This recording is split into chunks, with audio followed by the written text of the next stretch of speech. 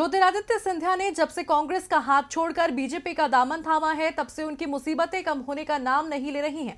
सिंधिया के लिए सबसे बड़ी चुनौती बीजेपी में अपना कद बढ़ाने की है, ताकि वो आलाकमान को ये बता सकें वो सीएम शिवराज के बराबर के नेता हैं। लेकिन मौजूदा मुसीबत से जूझ रहे सिंधिया इलाज करवाने के लिए दिल्ली क्या गए, बीजेपी उन्हें जैसे भूल ही गई। एक रिपोर्ट देखिए।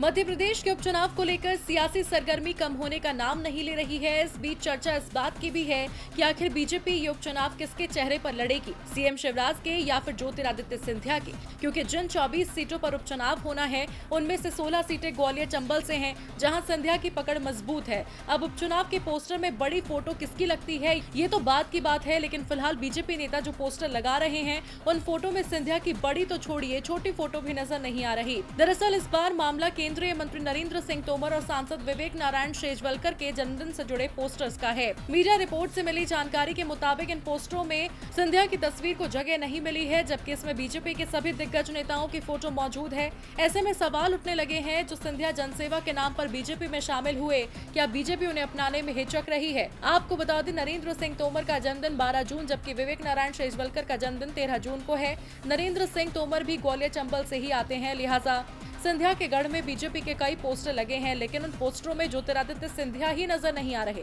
अब जब से सिंधिया कांग्रेस का दामन छोड़कर बीजेपी में शामिल हुए, तब से उनके राजनीतिक भविष्य को लेकर चर्चाएं जोर पकड़ रही हैं। कयास ये भी लगाए जा रहे हैं कि बीजेपी अभी भी पूरी तरह से सिंधिया को अपनाने के लिए तैयार नहीं है, जबकि बीजेपी नेता इस तरह के आरोपों से इनकार करते रहते हैं।